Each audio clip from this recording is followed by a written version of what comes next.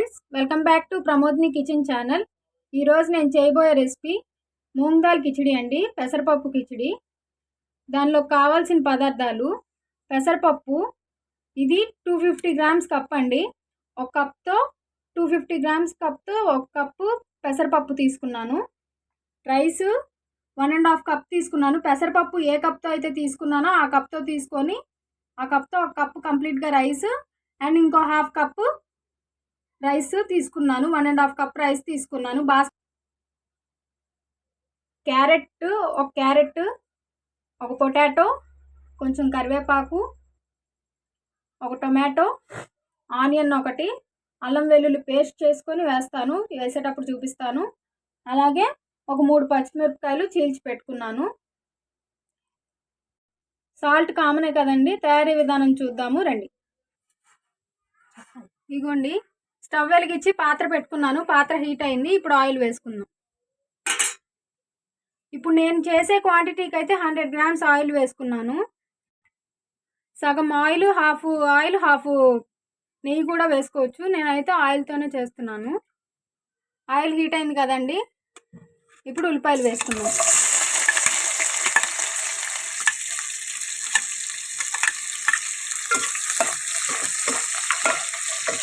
Spoon జీలకర్ర వేసుకుంటున్నాను. జీడిపప్పు,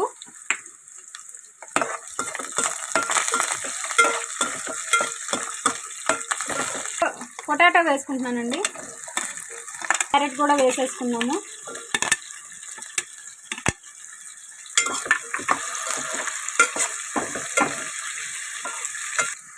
ఇదిగోండి, రాక్ సాల్ట్ 1 టేబుల్ స్పూన్ వేసుకుంటున్నాను.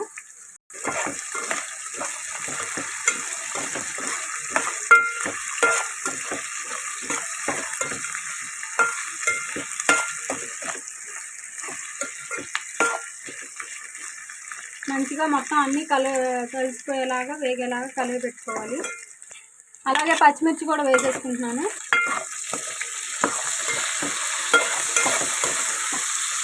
ఇందులో వెజిటేబుల్స్ వేసుకోవాలని ఏం లేదండి. ఏ వెజిటేబుల్స్ అయినా వేసుకోవచ్చు, మన ఇష్టము. కరివేపాకు, ఇవన్నీ వేసుకున్నాం కదా. ఇప్పుడు ఫ్రెష్గా నూరుకున్న అల్లం వెల్లుల్లి పేస్ట్ వేసుకున్నాము.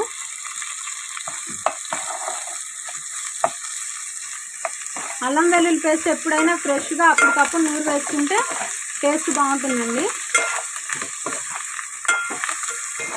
మధ్య మధ్యలో చూసుకుంటూ ఉండండి. అల్లం వెల్లుల్లి పేస్ట్ వేసాం కదా, అడుగంటుతూ ఉంటుంది. కలుపుకుంటూ ఉంటే ఈ రెసిపీ ఏ ఏజ్ వాళ్ళైనా తినొచ్చండి. చిన్నపిల్లలు 1 ఇయర్ పిల్లల దగ్గర నుంచి ముసలోళ్ళ వరకు ఎవరైనా తినొచ్చు. ఏ ప్రాబ్లం ఉండదు. హెల్త్కి మంచిది. పెసరపప్పు కాబట్టి ఒంటికి చలవ చేస్తుంది. ఇక్కడ నేను ఇప్పుడు రైస్ వేసేస్తున్నాను. ఇప్పుడే వేసేసుకుంటే మసాలా అనేది దీనికి పట్టుకుంటుంది మంచిగా, కాబట్టి ఇప్పుడే వేస్తున్నాను. ఫ్లేవర్స్ అన్నీ దీనికి పట్టుకుంటాయి. బాస్మతి రైసే యూజ్ చేయాలని ఏం లేదండి. నార్మల్ రైస్ అయినా కానీ వేసుకోవచ్చు.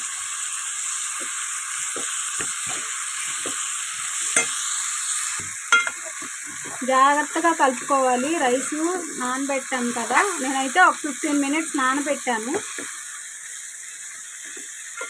జాగ్రత్తగా తిప్పుకోవాలి, రైస్ విరిగిపోకుండా. లో ఫ్లేమ్లో పెట్టుకోండి రైస్ వేసుకునేటప్పుడు. అలాగే పెసరపప్పు కూడా వేసేసుకున్నాము.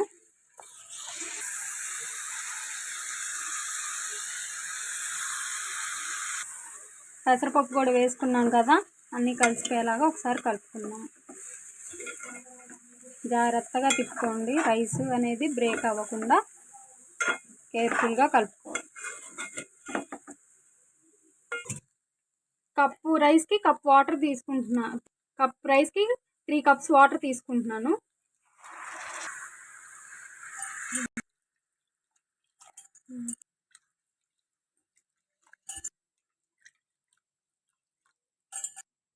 మొత్తం 5 కప్స్ వాటర్ వేసుకున్నాను. ఇప్పుడు మొత్తం ఒకసారి కలిపి పెట్టుకుందాము. ఈ స్టేజ్లో ఉన్నప్పుడే సాల్ట్ సరిపోయిందో లేదో అనేది ఒకసారి చెక్ చేసుకొని, సరిపోలేదంటే యాడ్ చేసుకోండి. ఇప్పుడు మూత పెట్టేద్దాం. మూత పెట్టుకుంటున్నాను. ఒకసారి మధ్యలో చూద్దాము, మూత తీసి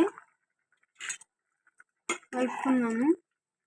అదే కానీ కుక్కర్లో పెట్టుకుంటే 3 విజిల్స్ వచ్చే వరకు ఉంచుకొని ఆఫ్ చేసేస్తే సరిపోతుంది.